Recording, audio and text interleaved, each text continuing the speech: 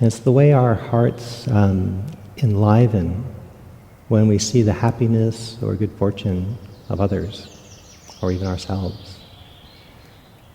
So when that happens in your heart, the old Pali word for that is mudita.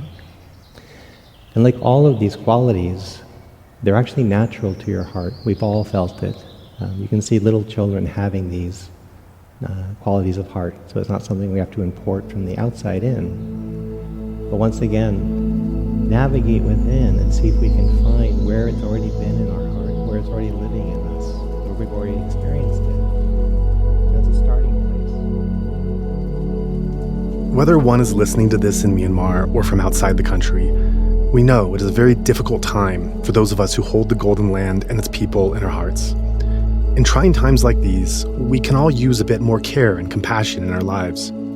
So on behalf of the team here at Insight Myanmar, I would like to say, in the traditional way metta is offered, may you be free from physical discomfort.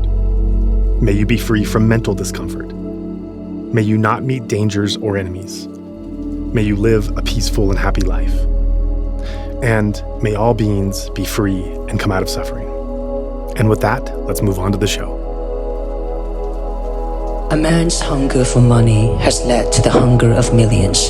What is there to hold on to when even your body has an expiration date?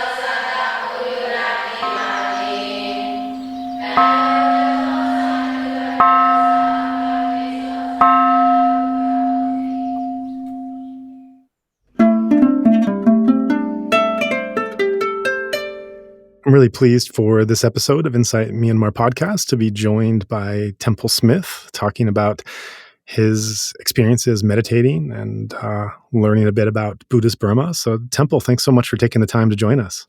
Oh, it's great. Thanks for inviting me. So before we get into where you went in Burma and how that influenced you, if you could just take us back, talk a bit about where you came from and your family growing up and your early inklings into spirituality and eventually Buddhism. Yeah, so I was born in Providence, Rhode Island, and my family were professors at Brown University, and I grew up on the east side of Providence, for those listeners who know about Brown University and RISD and that neighborhood of Providence. It's a really beautiful little city. I grew up there in sort of middle class background with, again, a strong relationship to Brown University in the background of my life because both my parents were professors there. And then, I've reflected a lot upon the story of how I got into the Dharma. And one thing, I can't tell how much of it's just my mind making meaning, but my parents got divorced when I was 4. And I've actually looked back at that as being one kind of crack in the conventional story that you could get married and be happy, because it was quite a contentious divorce. And so by the time I even started to have coherent memories around 3 or 4, I remember a lot of family tension. And then we sort of went into this divorce proceedings. So I can kind of look back and see some very formative experiences that led me to going so deep into the Dharma. And I can't tell if I'm just seeing something that is or isn't there, but my parents' divorce early on kind of put me outside the dream and the belief that there was a way to live your life and get this happiness that society promises. So that's one. And then both my parents had grown up in different Christian churches, but they both had left them, my dad gently and my mom more forcefully, so that by the time my brother, sister, and I were growing up, there was sort of an implicit rejection of religion as not a source of truth, not a source of consolation, not a way to be oriented. So religion was kind of outside of our immediate family home.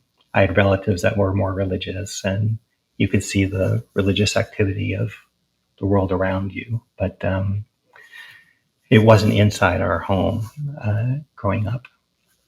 So what was inside our home, which is also, I think, a leading into my future Dharma pursuit, was that my dad was a professor of German, but he really got into Marxist understanding of how society shapes the people within it. And my mom became a neuroscientist. And so while growing up, if there was a kind of a religion to our family, which I think sometimes these very strong academic families, sometimes their own belief systems can take on a religious worldview because they get so deep into their topic, that there was a strong filter of seeing things through a Marxist lens from my dad, and then seeing things through genetic determinism and neuroscience with my mom. And the funny thing about that is they're both very deconstructive. There's not sort of, this is how things are. You just take life and you just move forward as things are. There's kind of a strong belief system of how things are created, how people are created, how society is created. And so for my mom, it was this biological determinism, and she loves the book, The Selfish Gene, and everything is just about genetic replication. And then for my dad, it's, centuries of human history ruled by economics and class conflict. And so as I was growing up and asking questions about the world, those are two very strong filters. And because they'd gotten divorced, they had a bit of an argument that they were passing through the kids about, was it nature or was it nurture? And what were the actual forces that created human society? And so to grow up with that around our kitchen table, or to know their friends, was to be around a lot of that way of thinking, seeing things through this neurobiological lens, or seeing things through this very strong and impassioned Marxist lens. And for both of those, there was also kind of the undermining of this sense that you could just live your life, and that you were being driven by strong forces, usually to the individual unconscious. So even that actually shaped a lot of the way that I started philosophizing about the world when I was a teenager. So I count those three things as being very formative: my parents' divorce, my dad's Marxism, and my mom's neuroscience. And the fourth thing that ended up being a very big player in all this is that when I was 12, I got to go up to this very intense canoeing wilderness camp. It's called a camp, but we would go for weeks at a time, sometimes 6-7 weeks, out into the Canadian wilderness, not see other people, just 6 canoes going for a long time. And for my teen years, those were the happiest months of the year, being out there in the wilderness. And what I saw every time I went there is that I would get happier. I would get a sense of calm coming over me. I would feel both humbled by being out there, but also a sense of inner strength. And there's a lot of, we all noticed it, those people who really love to go on these wilderness canoe trips. And so I would go every year, and then I would come back and go into my school year and feel a kind of decay of that strength, a kind of decay of that simplicity, and start to get entangled again in conventional norms. And so something awoke in me in those wilderness canoe trips, where I knew that no matter how tangled up I got during the school year, I could go and live in the wilderness and those tangles would break apart. And as a teenager, I was trying to figure out how not to get retangled when I came back from the wilderness. And then how else could I untangle myself besides going on a canoe up to the far north and leaving everything behind? I didn't really want to leave everything behind, but I didn't know how to stay connected with people and not find myself entangled again in insecurities or split attention. And going to that wilderness canoe camp actually became my first sort of committed spirituality. And the funny thing is, I was very anti-religious because of the neuroscience and the Marxism. So this deep spirituality came in this side door, became very important to me, but I never knew that it was spiritual or that it was religious, or people could make a religion out of wilderness living because nobody around me interpreted those experiences that way.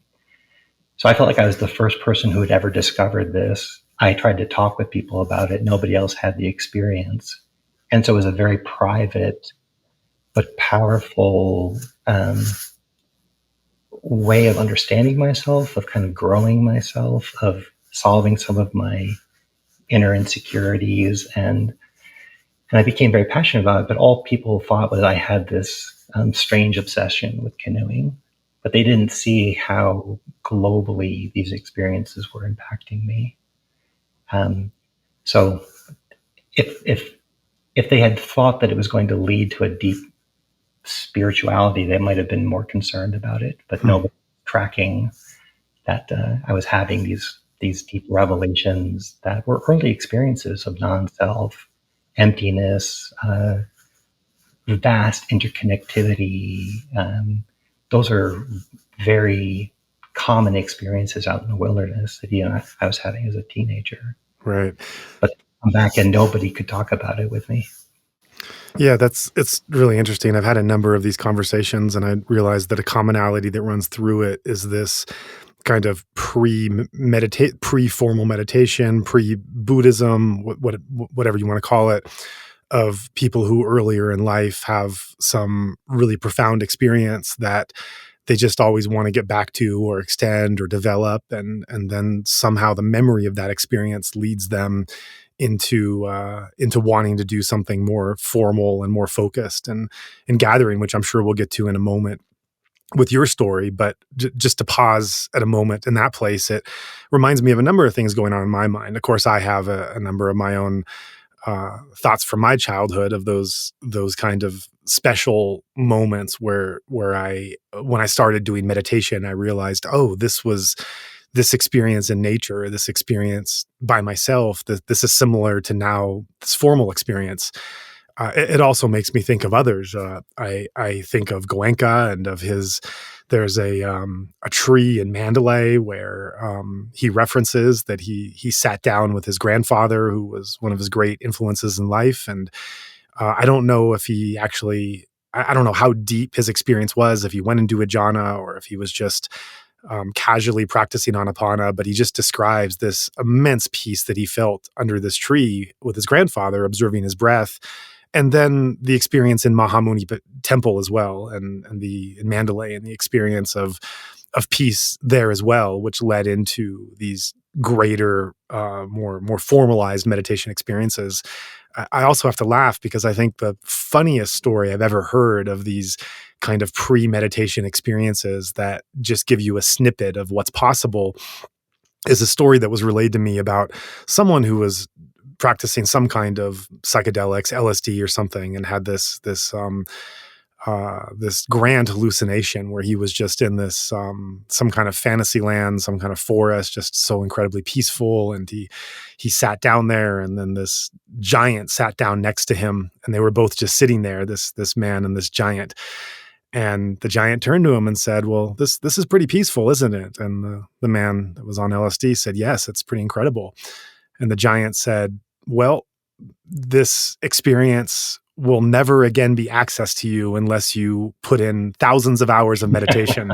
And he snapped his finger, and the whole hallucination went away. And from that day onward, that guy stopped doing drugs and became a meditator because that was the advice the hallucinogenic giant had given him of that snippet. But it's really, I think you could probably, it's just making me think you could probably do a collection of stories right here of not even going on to the spiritual biography that one develops, but just categorizing all these kind of pre-meditation moments of just something that happens sometime in childhood or adolescence, or even in youth, that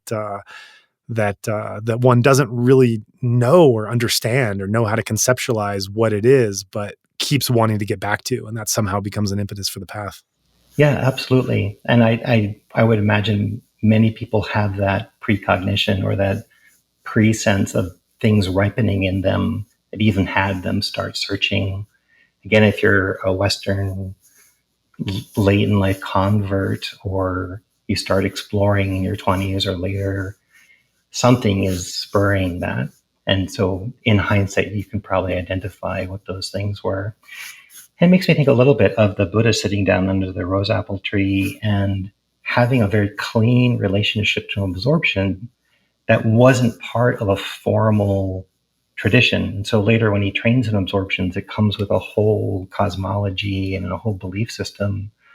Whereas when he's 12, he just has a drop into the first jhana. And because it's so clean of concepts, and so easily accessed without taking on a whole training, then it does have a lot of innocence. And I think about some of my earlier experiences, because they weren't connected with my parents, they weren't connected with my dominant culture, that they would grow. They had a certain cleanness to them, but they were very happenstance when they would happen. I didn't know how to train in them, but that there were these huge experiences happening and no language for it also kept them clean from putting them into context. And so a lot of the context I've added is after the fact.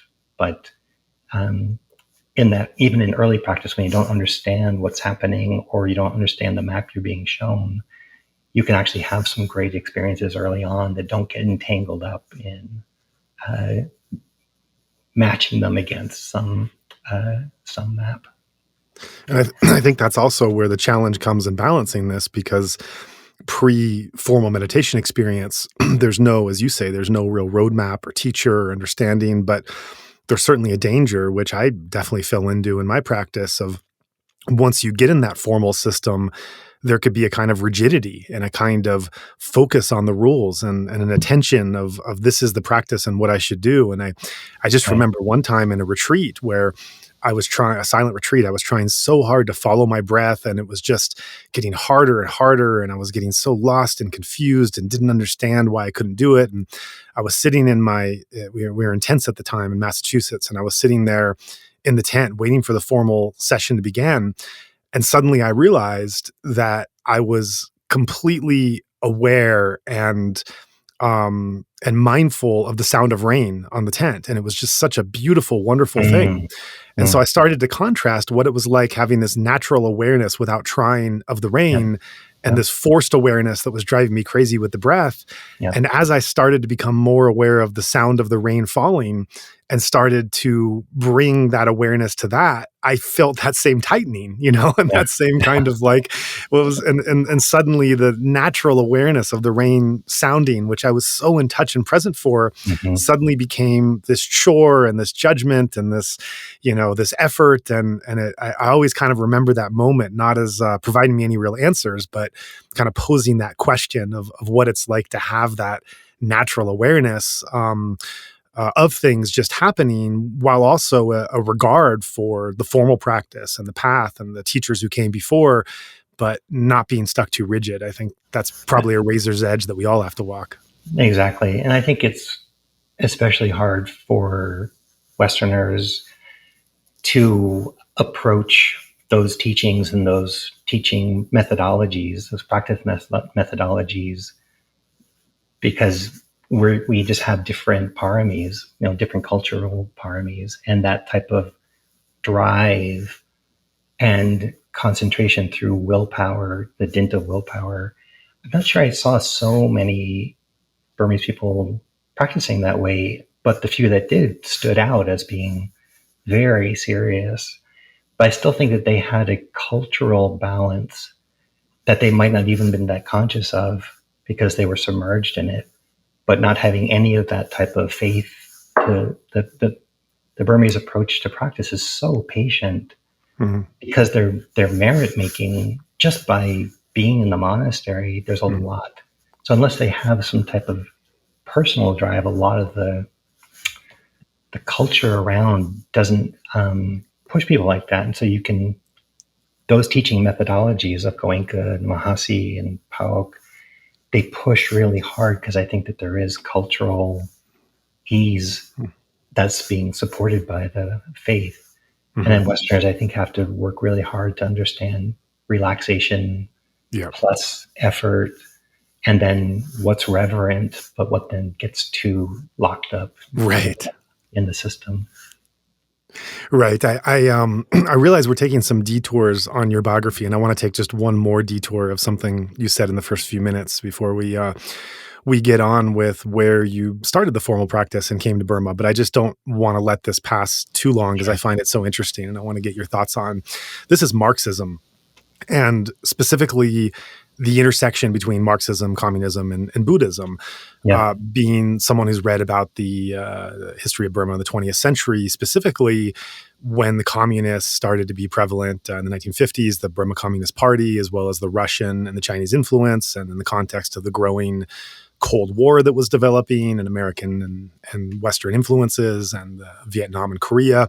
All these things were kind of coinciding in Burma. Not a very well-known story.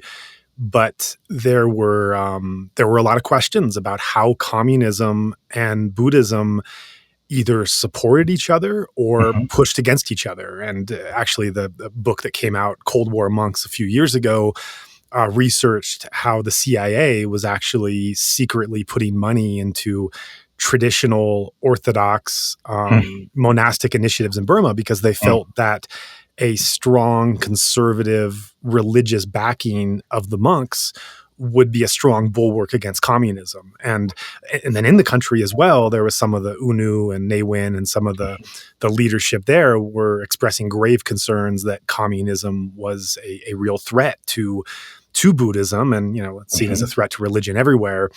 Others have seen and have written about the incredible similarities between communism and Buddhism and anarchism as well, and how they support one another. Just to throw a final bit of spice in the mix, there's this incredible book it's a autobiography of a KGB agent in the Russian embassy in Burma in the 1950s at the height of the Cold War that defects in Burma. And he wrote an autobiography called Inside a Soviet Embassy that details his time as a KGB officer in Burma and his decision to defect. And he has this one line that really stood out in that book that said, how was it? It said, well, we have this opposition at this present moment between these two types of governance, communism and capitalism. And both of them are relying on different interpretations of materialism and how they understand that to be. Whereas in this author's view, Buddhism and his experience in Burma has transcended materialism to chart a new pathway forward altogether. It's probably a bit reductionist and exotic in his simple understanding of it. But just to say all of this from the background of what's already been discussed, what's been some of the factional groups that have put out their own theories.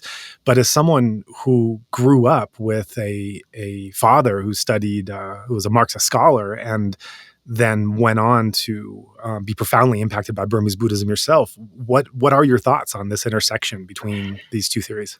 It's endlessly fascinating. I just listened to a podcast that took 3 years to walk through European history in the 1800s that led to the Russian Revolution. And it's so heartbreaking to see the idealism really not have the right approach, and that you can be empathetic up to a point, and then you can see how their own way of thinking undercut what they were trying to do. And down at its core, I do think that the good version of, say, Burmese monasticism or the local monastery and villages, their relationship is so, at least the ideal version of it, the possibility of it is so beautiful in the generosity, the interconnection, the village life, the monastic life, people flowing back and forth in those identities, getting temporarily ordained. Or I knew a young Burmese student, when her father died, she spent a year inside a monastery doing walking meditation until she caught up with the grief of it. So I do sense that Buddhism, this monastic form connected with a village system, really does stand as a possibility where you could actually train the greed, hatred, and delusion out of the ordinary mind to where you could start running more idealistic societies. And yet Burma is also a great example of how you can't do that, or the doing of it, which I love about Burma and really appreciate about it, and then seeing it sometimes like it's showing you what's possible, and there's still alcoholism, there's social dysfunctions that the Dharma doesn't quite get its angle in on. But I do think that that Marxist and anarchist intuition that you could overcome greed and get more collaborative, more cooperative, and have shared prosperity where all basic needs are taken care of, and then maybe even uplifting through the Dharma more beautiful qualities of heart, and really dealing with some of the intense animalistic and unconscious human intentions that I think screw up a lot of ideal projects. So as a funny note, and this we may return to this, my dad loved it whenever I did anything that was unconventional, because it was proof that I hadn't been co-opted, or that part of my life was self-chosen versus, bought at Kmart or Walmart, I say. But I actually got him to sit a retreat, and for a while he got into Zen, and we had these conversations. Like, Buddhism obviously has a history of becoming a national religion, and therefore possibly losing its spiritual core and becoming something more institutional. But when he tasted the inside of what Zen could offer, and then I would ask him, like, as a trained Marxist, do you think that this training could have helped with what went wrong or got derailed in all these socialist attempts? And he was open to it. He didn't go in as deeply as I did, but I think he did sense that there was something missing from the socialist movements that led them to either reproduce dominant power structures or be corrupted by external forces. It's like, what could you put inside those movements that could actually train people to be less susceptible to how many Marxist initiatives have fallen apart? And I do actually think that retreat training, the way that U Ba Khin was able to bring in retreats, and he saw that he was able to deal with some corruption inside of Burma because of the way the retreat would bring in presence, would strengthen good qualities, bring in mindfulness, bring in sila, that I feel like if the Marxist movements don't have heart transformation along with them, you'll succumb to insecurities, power struggles, frustration, and then you start using really heavy-handed tactics to try to, you so believe your view but the methodology is violent, or the methodology can't realize that view. In my younger idealistic self, I saw a lot of promise of how Dharma, especially like a 9-day retreat or longer, could be the missing element of what had not worked out in more idealistic social forms. That's really interesting. And it also brings up this dynamic between the change on the level of the human heart and the individual striving towards liberation and Yeah. of suffering, and the societal level, because the example you bring of U Ba Khin is really fascinating when you start to unpack not just the conventional story that has reached most of us meditators in the West, but unpack the context of what was really happening in Burma at that time and the wider issues. Because U Nu was the prime minister then, and U Nu was a very devout Buddhist. And I think he put into motion various initiatives that I think Western meditators would cheer for, frankly speaking, not really knowing the nuance of. He famously said that if one member of every household in the country becomes a Vipassana practitioner, that will create a sense of prosperity. He undertook his own intensive meditation retreats. Even at one point, he was doing a 45-day self course when the Karen insurgency had made it all the way to the edges of Yangon, and still wouldn't be disturbed because he was putting priority on his retreat. He provided all kinds of state funding for meditation centers and search committees to identify monks who had attained some level that would then be in a teaching position to be able to uplift the nation, and on and on. But getting to U Ba Khin, U Ba Khin was only able to start his mission because there was a government mandate, according to this very pro-Buddhist, pro-Vipassana understanding of U Nu, to be able to teach Buddhist theory in government workspaces. And so U Ba Khin had a shrine. He had Buddhist monks and other speakers come and give talks. There was refuge taken there. And I think as meditators, these are all things that one might celebrate within your tradition. But when you move beyond that kind of singular perspective of looking, you realize, well, what's going on with church and state here, and what's happening to those who might not want to do this or might come from other backgrounds. And of course, when U Nu declared Buddhism as the state religion, the Kachins revolted because they were Christian, and and the Shans weren't happy because it was Bamar Buddhism that was the state religion. And so this whole mission that U Ba Khin developed, and that would then spread around the world, and as you say, very rightly so, would stamp out corruption. It's very messy and nuanced to try to understand this, because some of these outcomes were probably very positive, and yet the initiatives that led to these outcomes were not necessarily good governance, and might have made, and actually did make, we know from historical record, a lot of people very uncomfortable. And so it really calls to question, to go on an individual retreat and have these very powerful, transformative experiences, and then feel how wonderful would it be if society as a whole were to also experience this. Well, that's what U Nu was trying to do, to take a rather reductionist view. And he was in an era of the 1950s that were extremely turbulent. Yet at the same time, he was a very dedicated practitioner who became leader of the country and tried to bring the wisdom he had gained and the transformation he had gained into a system of governance, and it was an absolute failure.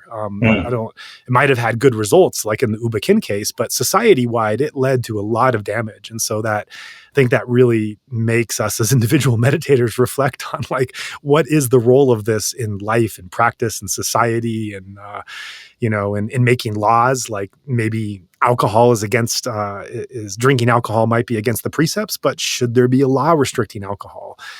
This is a little murky. Punishment. Right. A prohibition. Does prohibition work? I don't know. Well, yeah, and I think that's my more mature self. I mean, it's why younger people say don't trust anybody over 30, or at least when 60s activists would say that, is that you start to see that idealism, and then you start to actually see it applied, and then you start seeing more complex layers that you hadn't really accounted for. And then when you really, like, what actually gets at the root of these things, and it's so much more complicated than you might have idealistically thought. And then you start to see not only is it complicated, but then you start to see embedded in your good intention is actually forces that are violent. Like, oh, I know how we should live. It's like, get your colonizing mind out of North America. You don't know how we should live. It's like, no, I have a solution.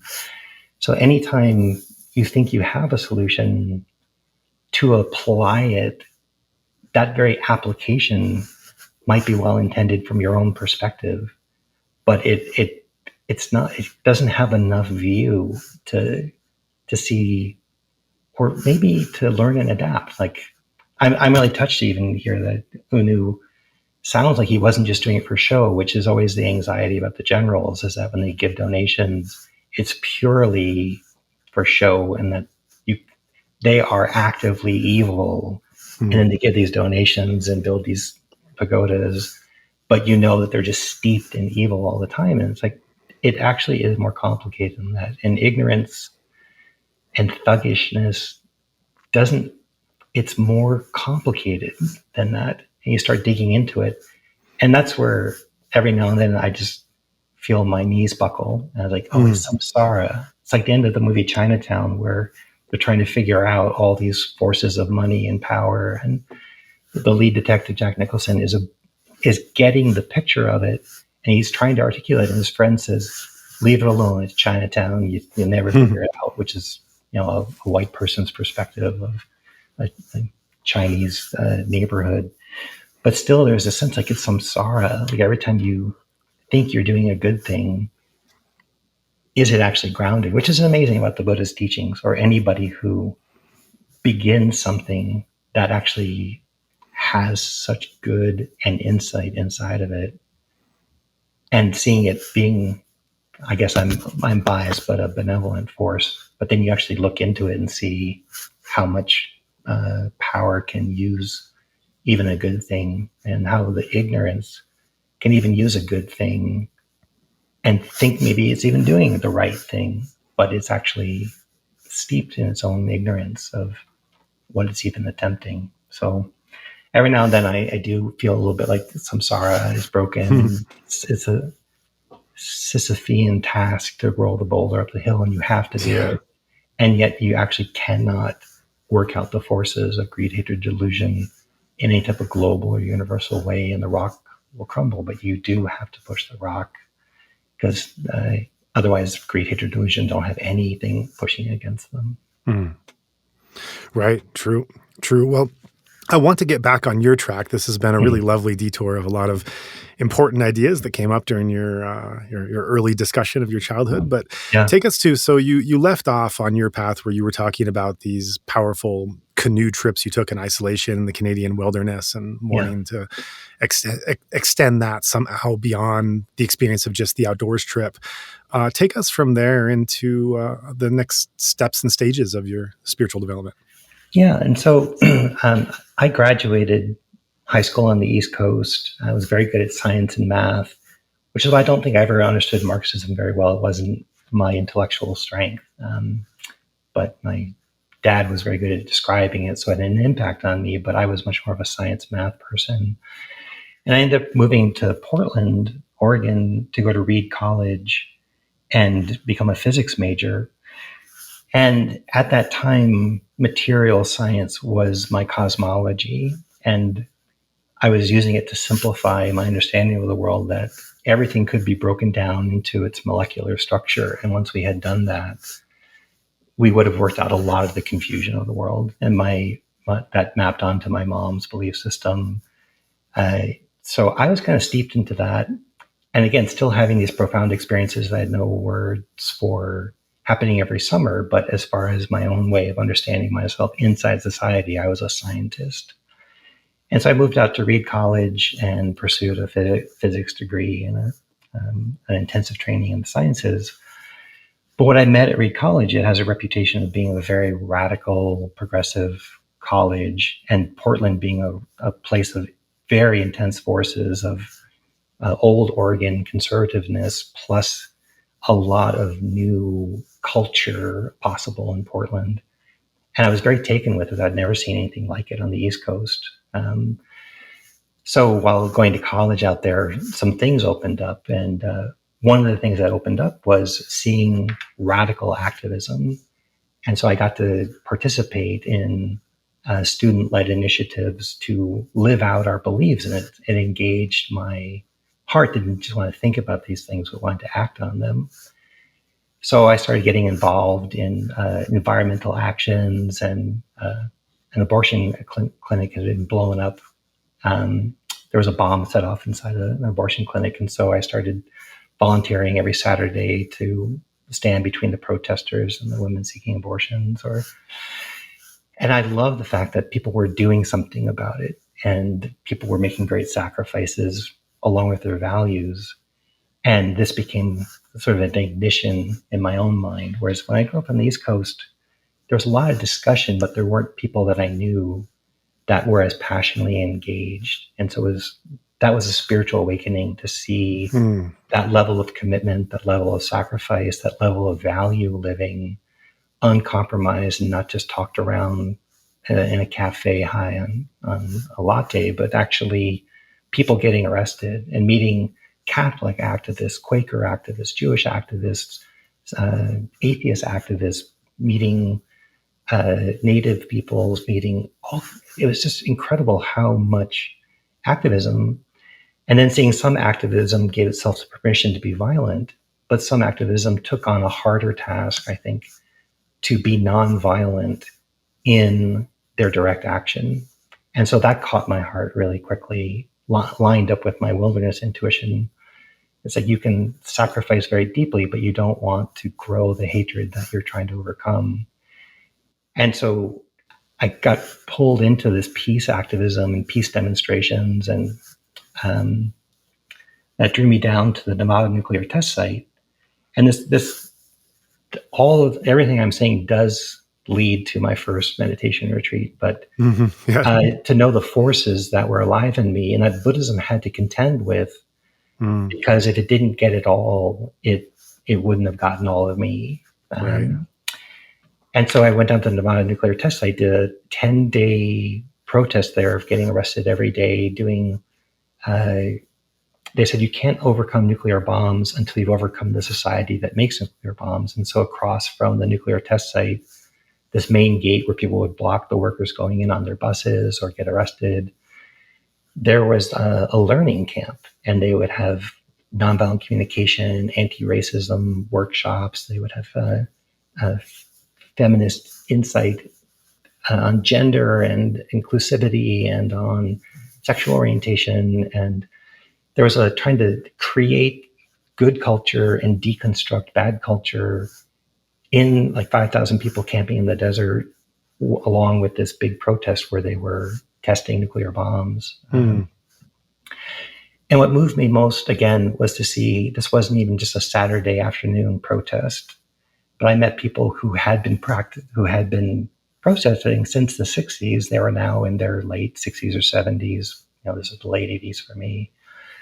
And I met these incredible people where it was their life's work and their spirituality to live on the front line of their values. And they received a smattering of support that they had donated to them, but they would live out these truths. And I met Quaker activists and Catholic activists. I'd never met progressive Christians who were that bright a light. And so that was very eye-opening. And I remember getting arrested and seeing the violence of the arresting police officers, and then trying not to act on the violence inside my own heart while getting arrested. And I was like, okay, I see it. But when I look at the older people, they have a love and a confidence and a peace and a brightness. And my young 20-year-old, I guess I was like 20 at that time, there's so much brewing inside me. I'm so angry at the way things are. I'm so impatient. I'm trying to be peaceful, but it's all I can do is stop myself from reacting. But I'd be arrested next to a 70-year-old Quaker woman who truly loved the arresting guard. And it was a force to see them glow like that. And so I had an awakening there. It's like, I know what I want my heart to look like. And these people haven't fled to the wilderness to do it.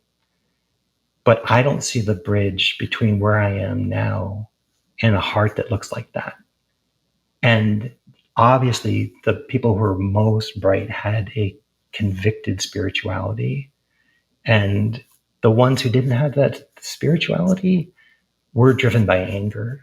So if it hadn't become spiritually expansive for them, they were running on human willpower, and they would succumb to anger, aggression, not living up to their values that they spoke about by tearing down violent structures. You could see them try that, but then back at the camp, they would let off steam and be as kind of petty and violent in their processing of the day, but not the spiritual activists. But I had no spirituality at the time, no recognized spirituality. I was suspicious of organized religion. But that protest in 1988 awoke something that, again, would not go back to sleep. That to go back and study physics was like coming out of the wilderness. It was a degrading of possibility to just be a student or just get by or have some socially sanctified lifestyle. I saw people who had broken out, but not by fleeing society. They were awake within society. And it was the very first time I had seen people who had done that, who had real love in their heart and courage. But the courage was not aggressive.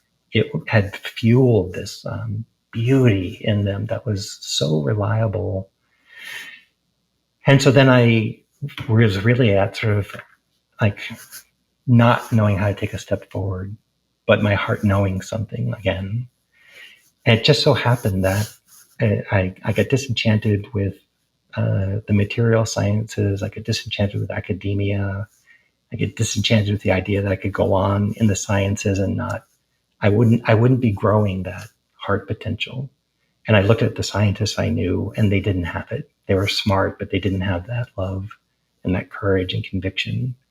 And just by accident, and you look at these things and they seem so accidental at the time, and yet you see the river of your life has to go through a certain canyon, and there's no other way for that water to flow. I was going to keep searching for something that would have looked like a Dharma retreat until I found it. But how I actually got there seemed kind of random. My friends had gotten into Zen in college. It had impacted them. I could see the impact. I wanted in on that type of impact, but I wasn't drawn to Zen. I don't know what it was, but there was something attractive, but also not fully attractive. And I went back home to my family in Rhode Island. And one of our neighbors had gone to Insight Meditation Society, which was an hour and a half drive away. And she'd just come off a 9-day retreat. And in my mind at the time, I thought, oh, my friends have done a 5-day sesshin, but I'm going to do a 9-day meditation retreat. And I'll actually go further than they've gone. So rather than being behind them, because this retreat is twice as long, it's like going out weekend backpacking versus going out and living in the wilderness. The longer you do it, the more cred you have. So in that time of my mind, I can't say the way I was thinking was the most, the way I got into the retreat, the way I was thinking was very 20-year-old trying to figure stuff out. But I went on a 9-day silent retreat at Insight Meditation Society with really no understanding of Buddhism. In fact, when they asked me to meditate with my eyes closed, I was very suspicious of why they would do that. I had no orientation to what I had just jumped into, but I tend to do that. I tended to jump into things and figure it out afterwards. So I closed my eyes, and every now and then I'd open them to make sure nobody was sneaking up behind me with chloroform, or just as an example of my own mind state at the time. And I sat through the knee pain, the boredom. But what astounded me is that somebody on the stage could talk about my internal experience. And they said, probably you've noticed this, you've noticed that. And I was absolutely flummoxed that this teacher could describe what had happened inside my own mind and could give me tangible things to do to impact my internal experience. And I'd never seen anybody even come close to do that.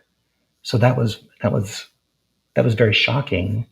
And then I had the day 4 breakthrough where your mind does let go of sort of conventional grip. Things open up more, and you can actually start to see your mind working real time. And it was on day 4 of that first 90 retreat. I said, oh my God, I feel like I've just done 2 months of canoeing. I'm 4 days into the retreat, but I feel humble. I feel present. I feel like I'm stepping outside of these insecurities and these tangles I get in. And not only have I gotten here in 4 days, but I'm not the first person who's ever figured this out. There's actually a long history, a whole body of wisdom. There are teachers who can teach you, and they've made transformational forms that are more powerful than anything I figured out in the wilderness. And so there was this huge, very accidental, but completely revelatory sense that this was the way I was going to address the racism in my mind. This was the way I was going to not have hatred take over my view. This was the way to actually get to where I had seen other hearts had gotten to. But it was also the most difficult thing I'd ever done. So once I did it, I said, I love it. I'm impressed by it. I can't imagine ever doing it again. And I walked away from it. And it took me another year to do another retreat. And I saw there's nothing that had done anything like that. I've gone to workshops, I've read books, I've talked to smart people, but nobody has a transformational model that's as powerful as that retreat. So let me try another one. Until I figure out something better, I'll try another one. And on that second retreat, I heard the teachings a little better. I was able to practice them a little bit more astutely. Saw that I'd hardly heard the teachings the first time. I mean, I'd heard them, but my filters were really strong. So then I actually was able to apply them and have a better retreat experience. Not as much doubt. I was able to stay with my breath longer, trusted that as a transformational modality and deeper insight into my mind.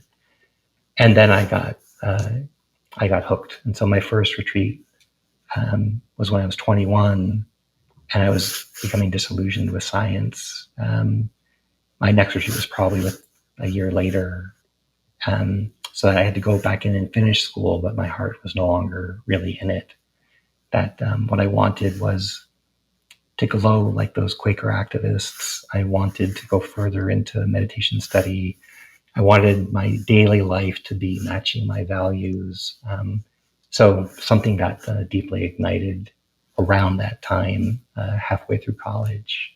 I find it really interesting that the inspiration that you took were not from people of a certain tradition or a certain technique or background or practice, but they were so diverse. I don't think I've heard that before from those that have expressed inspiration for the path. It's usually been a bit more specific. And I just think it's so wonderful, really, that you're talking about this kind of human universal quality in the protesters, in fact, the Quaker, Jewish, Catholic, Christian, other people that you're coming in contact with, and that their particular path and what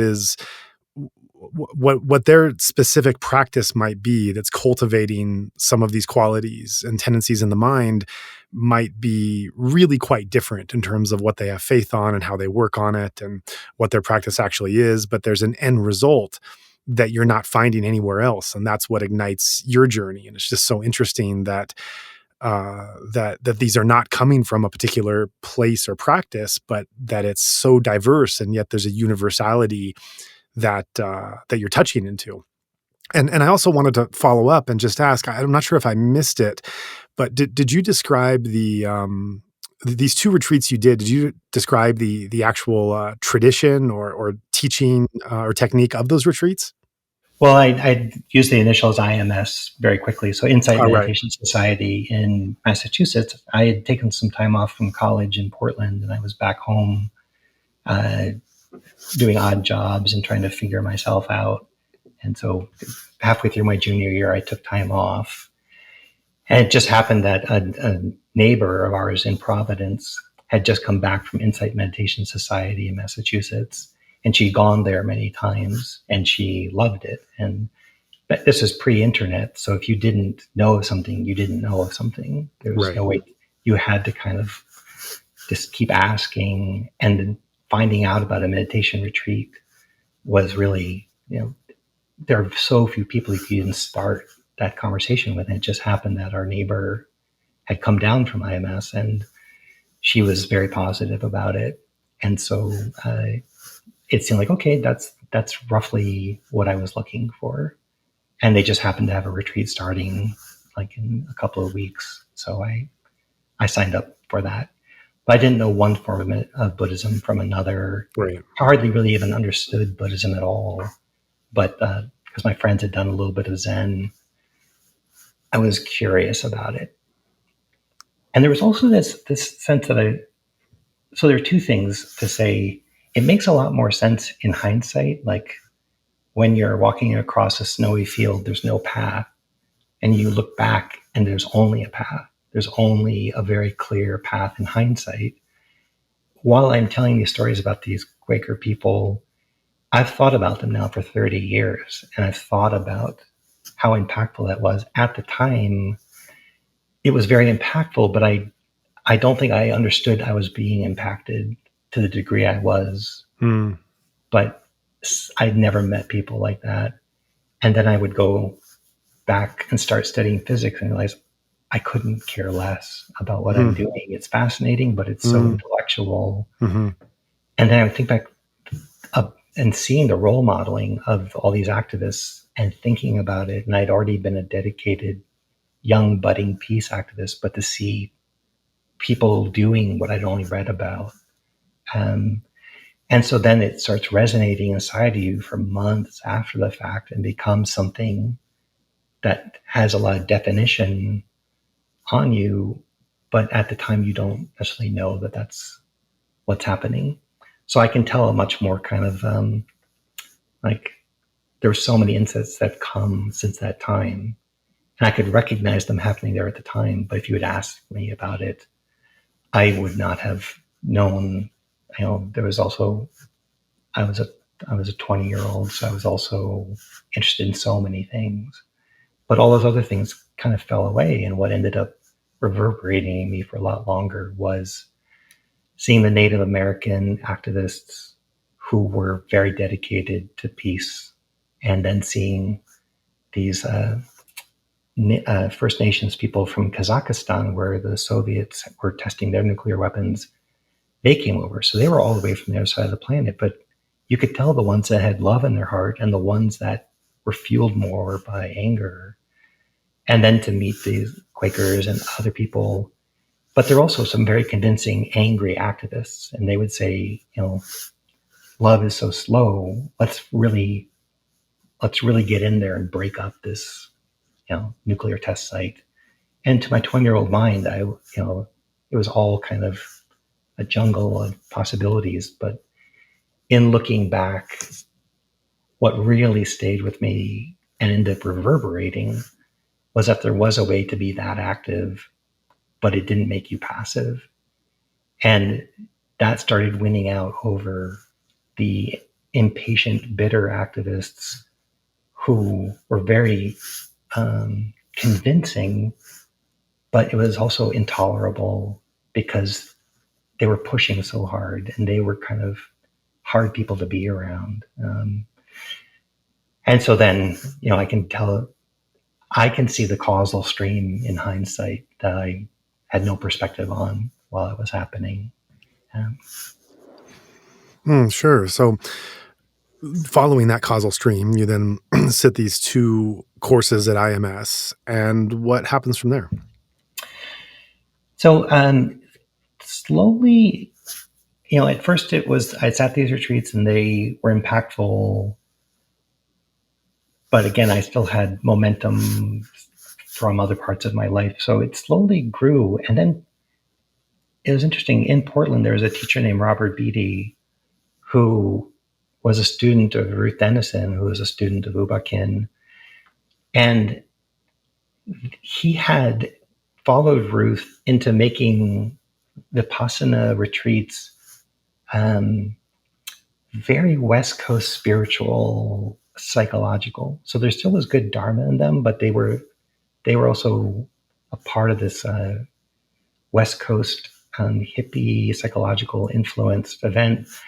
So it's interesting, but it felt in some ways too novel. Like there were too many novel things that he was experimenting with inside the meditation retreat form.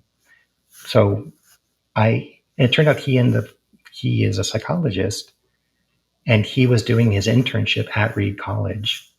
And so I actually got to know him as a student and ask some questions and get some direction from him. But then I also sat my first Goenka retreat. And that was incredibly powerful, so different from the IMS retreat, so deeply focused. And so it just drew upon strength in a way that I didn't have to practice that way at IMS. So just sitting focused in a sort of a dimly lit room inside the body, doing body scans, and then watching what happened to my mind from that deep level of practice, that awoke more of this sort of Theravadan view that it's not just about some psychological growth, and retreat by retreat, you can kind of, be a little further awake than you were. But there was this incredibly powerful modality that would totally break down your relationship to the conventional world, very assertively break it down so that your attention was just inside your body. Your body would dissolve into subtle sensations. The external context, there's no access to it because you're in this dimly lit room. So you're not integrating as you go along. The retreat itself is this incredible surgical depth of Theravadan practice. And then I came out of that first retreat, and that was it was very powerful and very hard to integrate with other sides of myself. So I didn't know how to integrate that along with the peace activism and being a functional human in society. And it felt a little bit more like going out into the wilderness, like unplugging completely and then being a little bit suspicious of plugging back in. Whereas the Insight Meditation Society retreats and that Mahasi approach, there is a pointing towards depth, but there also is sort of an integrate as you go, taste your food, walk around the trees. You can see how mindfulness is both broad and deep. And when I went on the Goenka retreat, it plunged me to a certain intensity and depth that I hadn't experienced before. And so it's a funny thing about effort. I was a very willful person. And so I went into those 9 days like I was rock climbing up Everest. Like every step was an effort of intention to apply the teachings. I had no relaxation in my approach. And so I came back to do another Goenka retreat. This is like maybe my fourth retreat. And I gave myself more permission than I thought was being offered to the students on the Goenka retreat to approach it more in a more relaxed manner. And strangely, with that balancing and being less intentional about conquering my mind and making it stay in the protocol of just under your nose breathing or in body sweeping, just adding a little bit more relaxation, I tumbled through the progress of insight. Again, very innocent because there was no teaching context around it. I'd never read about it. But these phenomenal experiences happened.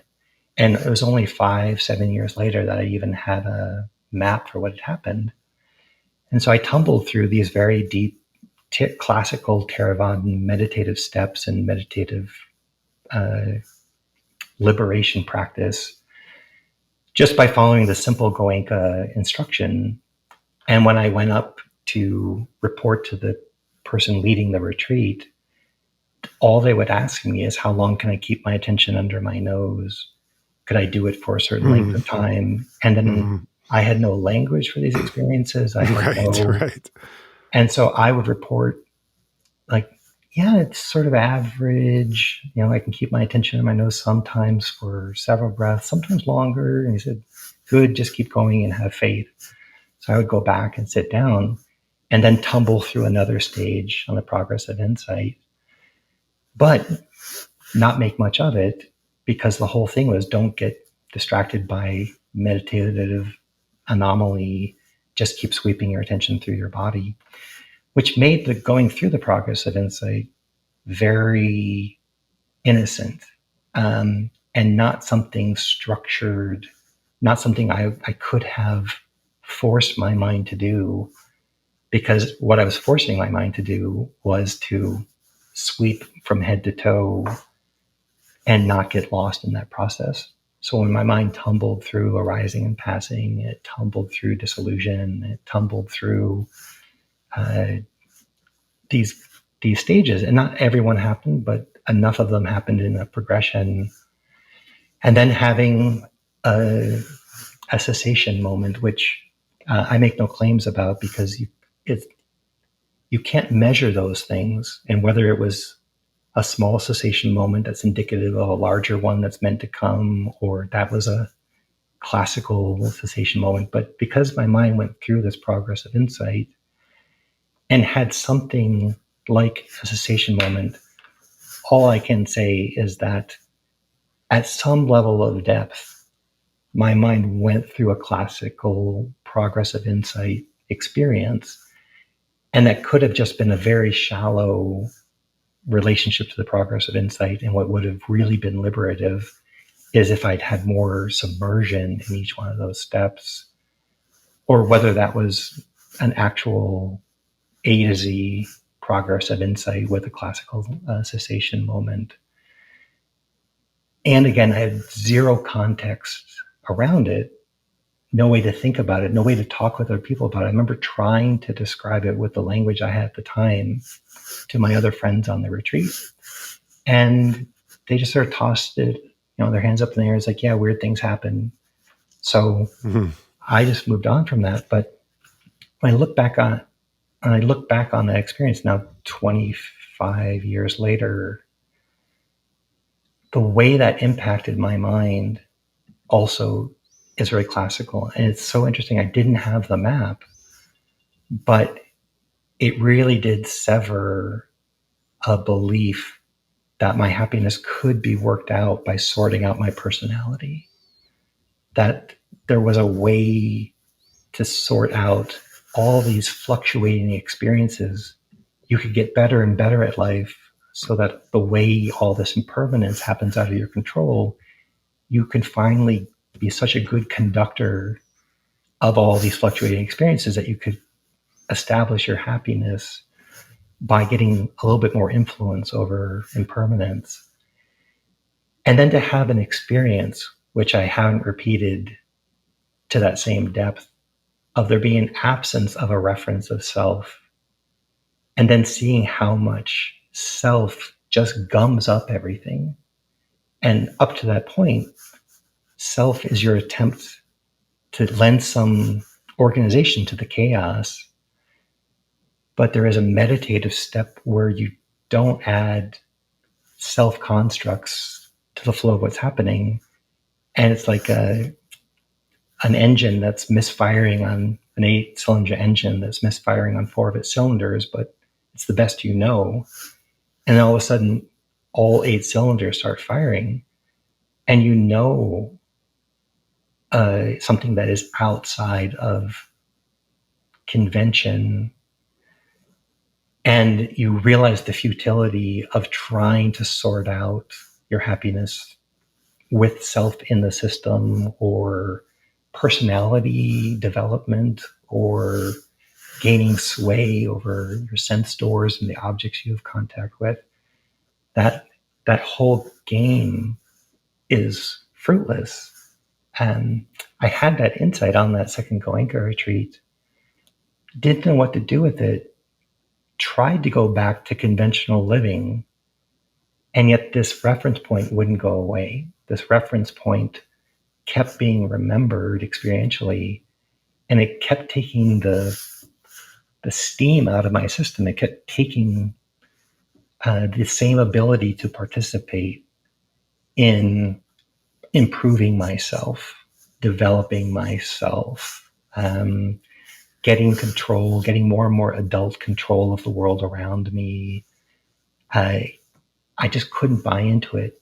And I felt it was actually a dysfunction. I felt it was a sign of my North American dysfunction that I couldn't join this increased agency myth, that you get more and more agency as you become more and more adult. And from that kind of despair of feeling that crumbling of agency and solidity of self that rippled from that moment now through many months and many years, led me back to the Dharma and say, I need a longer retreat to sort this out. Like, I can't sort out what I need to sort out in the conventional world. It only keeps me confused. So I went on my first 3-month meditation retreat in 1995. That was a few years later. That was a straight mindfulness vipassana retreat at IMS for a solid 3 months. And when I came out of it, I realized that the factors of loving kindness were not strong in my system. And if I went back to conventional living, I now knew what it was like to live in the desert of the heart that's very intellectual, very willful, but doesn't have these loving qualities as strong as they need. So the following fall, I came back and did another 3-month retreat just on the Brahma Viharas, just saying the metta phrases over and over and working through the Brahma Viharas, working through the categories. And so that was in 1996. Came out of that and tried to re-engage with the world and said, yeah, I'm onto something here, but still, like coming back from the wilderness, it hasn't gotten escape velocity yet. If I don't live close to deep retreat, I still get entangled. There's still this degradation I can't bear because I've tasted my mind outside of the daily life insecurities and exhaustions and scatteredness. So I need to do much more retreat, but I actually don't want to become a retreat dweller because I care about the world. And so while I was doing this, I was also volunteering in a shelter for homeless teenagers and saw my service to those teenagers became so enhanced after a retreat. My presence, my humility, my patience with them was really clean, and they responded well to it. And so in my 20s, I was starting to work out socially engaged Buddhism as a life path, starting to leave science behind, getting more convicted that I was going to become a social worker, working with homeless people, going on these long retreats. And that became my kind of mythology that I developed over my 20s, that I needed to go on long retreats. And when I came out of long retreats, I wanted to plunge myself into some type of direct service or activism. And reading Thich Nhat Hanh at the time, it seemed like that's what they had discovered. And it seemed, and I had a few friends that had done that or were interested in doing that. So that was the whole picture for me. It was the retreats, but them being combined with direct service. So if I wasn't on a retreat, I wanted to be serving something or changing something. And then when I got too tangled up and overextended from that type of work, I would come back and do another retreat. That's what led me to those first 3-month retreats. And then that becomes a springboard. After the second 3-month retreat, it was now the winter of 1997.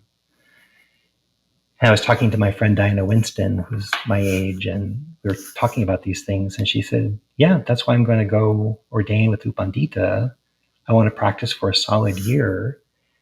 And we were thinking in terms of like some type of Dharma momentum that wouldn't wear off when you left retreat. And we had tried 3-month retreats, but we could see that they wore off. So we both thought, yeah, we'll go work with U Pandita, maybe get this thing called stream entry, and maybe that, the way people talk about it, then you have escape velocity. I'm not sure if that phrase makes sense to the listeners, but enough Dharma clarity, momentum, conviction that you don't get lost when you're out in the world. And retreats could give you a sense of that escape velocity, but then you'd come back and feel yourself getting kind of tangled up again. Right. U Thich Nhat calls that momentum. He talks about the need to develop a sense of momentum that will carry beyond the retreat atmosphere. And then U Thich Nhat, of course, is also very unique in not having and departing from the kind of really intensive retreats that you see with, Ubakin or Goenka or Pandita or Paok, and modeling those retreats more on a very highly attuned observation of daily life. But what I want to get into before you go to Burma, which is a whole other discussion to get into, it's training under U Pandita, being in a monastery, being in Myanmar, of course. One of the things I realized, and hearing your story unfold over this past hour, is the inherent tensions and dynamics that are there. I just jotted down some of the things that were coming to mind. There's a tension between the world and the retreat. Put it another way, it could be engaged Buddhism or social activism versus one's own inner transformation. There's clearly a tension between developing the metta and having the heart be full and grow, and this kind of cold intellect that you describe, between science and spirituality. There's, of course, you talk about growing up with some kind of tension between Marxism and neuroscience. You're just getting into what will probably be a developing tension between the West and Burma and the different ways that these two cultures and places hold their practice and their tradition and their style. And then one tension, which I kind of suspect, but you haven't referenced, so I wonder the role it plays, is the tension between techniques, because you're doing a Theravada Buddhist practice, and it very well could all be coming from Burma, and yet the way that these teachings and techniques are being disseminated could be quite distinct and quite specific in terms of the particular lineage and style that it's being delivered. So just overall, I'm wondering your thoughts on these kind of tensions you're describing. Maybe tensions might not be exactly the right word. They could be contrasts, or tensions makes it sound like it's something that's painful or needs to be resolved, which could be the case, but it could also be a contrast of things trying to fit together. I think some of this is definitely just a symptom and a characterization of what it's like to be a young person in your 20s in the West. I think that these kind of life choices are really formulated and understood then, but beyond that more normative experience of being a young person in the West and finding one's way, I wonder if you feel like for you, these tensions or contrasts might characterize a greater part of your life and path and ultimately spirituality, and and just in general, what awareness or thoughts you have on seeing these contrasts as they've developed in your life path. Yeah, that's a great observation, and to pick out so many of those. And they were constantly active inside of me. And if you hang out with your activist friends where you feel that side of you met, they're really suspicious of the amount of time you're indulging on a silent retreat. And if you hang out with your friends who are really into retreat on the well, however you are, they're really suspicious of why you would grub up your mind in all the tensions of social strife, and to see that there are these wall-hugging retreat meditators who had kind of painted themselves into a corner of tenderness and serenity, and were very suspicious of the world. But I saw the good in them, and I saw that good side of myself. And there was a tension of having two circles of people that didn't like getting together. And I couldn't feel like all of me could ever be resonated with until I found other socially engaged Buddhists. So reading Thich Nhat Hanh was really helpful to get the intuition that these things did not have to be in opposition, even if I experienced them at the moment. And then to get meditative transcendent moments where nothing felt like it was in opposition and it all could be true at the same time.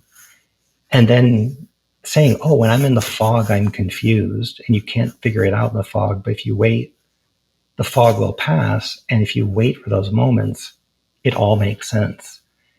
And then trusting that if it doesn't make sense, it's because of the contemporary conditions that I'm in. But saying, if I go to another retreat, it'll make sense. If I go to live in the desert with Quaker elders, it'll make sense. And if I go canoeing for 2 months, it'll make sense. And so at times it would all make sense. And I would feel this oceanic peacefulness from all of these tensions. And then if I wasn't in those places, part of the discontent would be there would just be too many blades in the blender attacking the problems from so many perspectives, and them all being kind of in argument with each other. The Marxists say, if you have to be on the front line of the revolution, and if you're not, you're part of the problem. And the meditator is like, that's just craziness. And then feeling that inside myself, well, it is kind of crazy to always be rushing off to the next demonstration, but it's also a little bit limited to always feel like you need to be on retreat. And I would feel this, any one of the polarities you described would be crazy making, but then enough meditation would actually solve those dilemmas, because I could solve them in the present moment and make the present moment rich enough that if it was dedicated to service or about formal inside meditation, or if it was sila, samadhi, or panya, it all got resolved. And I think that's, to have my molecular biophysical training, along with my dad's Marxist intuition, along with my love of deep nature, it was actually Buddhism that started to resolve some of these tensions in me. And it showed me middle points that include the polarity of all of it. So incredible deconstruction of the sense of self, whether it was biochemical from evolution, and it's just your raw animal nature, or these societally reinforced personality structures. Both of that nature nurture neuroscience and Marxism got resolved with enough insight on a meditation retreat. And the idea, if service is required and you have an option for it, it's a part of your path. And it's done so much better if you've actually just composed yourself with enough breath meditation. And the breath meditation is not indulgent because it's actually connected to your love of service. And the service is not scattering because it's a dana, it's a sila, it's an expression of what your heart wants to do when it comes into its sense of wholeness. And so it became this incredible carrot and stick where not having those resolution moments was so psychologically painful. And I think I might have been I can't say I was in more pain than most 20-year-olds, but I was in incredible distress with all of these forces inside of me. And I've seen enough 20-year-olds at this point to know it's common to not know who you are and what you're meant to do, and to have all these competing forces inside.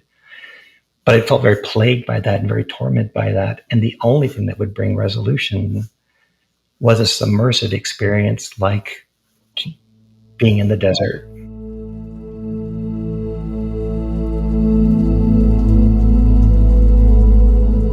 This concludes part 1 of my interview with Tempel Smith.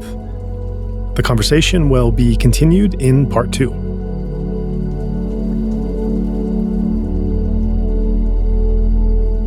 I know for a lot of podcast listeners, as soon as the fundraising requests start up, you just kind of zone out or skip ahead till it's over. But I ask that if you're taking the time to listen to our full podcast, that you also take the time to consider our spiel. Some may assume that producing a 2-hour episode wouldn't take much more than the conversation itself. But so much more goes into it. In advance of the interview, our content team reviews the biography and relevant works of the upcoming guests, and we discuss the best way to use our limited time together. After the interview is completed, the raw audio file is sent to our sound engineer who shapes it into working order. A single episode can take several full days of solid production work in the studio, which is carefully coordinated with our content team to ensure smooth listening. Further edits and post-production magic bring the eventual episode into your ears, along with extensive written descriptions of each interview, which we publish on our blog and social media. Many of these steps require an outlay of funds in some way or another. We hope that each episode informs you about the ongoing crisis, and if you find it of value, we also hope that you might consider supporting our mission. If you would like to join in our mission to support those in Myanmar who are being impacted by the military coup, we welcome your contribution in any form, currency, or transfer method. Your donation will go on to support a wide range of humanitarian and media missions, aiding those local communities who need it most. Donations are directed to such causes as the Civil Disobedience Movement, CDM, families of deceased victims, internally displaced person IDP camps, food for impoverished communities, military defection campaigns, undercover journalists, refugee camps, monasteries and nunneries, education initiatives, the purchasing of protective equipment and medical supplies, COVID relief, and more. We also make sure that our donation fund supports a diverse range of religious and ethnic groups across the country. We invite you to visit our website to learn more about past projects as well as upcoming needs. You can give a general donation or earmark your contribution to a specific activity or project you would like to support, perhaps even something you heard about in this very episode. All of this humanitarian work is carried out by our nonprofit mission, Better Burma. Any donation you give on our Insight Myanmar website is directed towards this fund. Alternatively, you can also visit the Better Burma website, betterburma.org, and donate directly there. In either case, your donation goes to the same cause, and both websites accept credit card. You can also give via PayPal by going to paypal.me/betterburma. Additionally, we can take donations through Patreon, Venmo, GoFundMe, and Cash App. Simply search Better Burma on each platform and you'll find our account. You can also visit either website for specific links to these respective accounts or email us at info@betterburma.org. That's Better Burma, one word, spelled BETTERBURMA.org. If you would like to give it another way, please contact us. We also invite you to check out our range of handicrafts that are sourced from vulnerable artisan communities across Myanmar, available at alokacrafts.com. Any purchase will not only support these artisan communities, but also our nonprofit's wider mission. That's Aloka Crafts, spelled ALOKACRAFTS, one word, alokacrafts.com. Thank you so much for your kind consideration and support.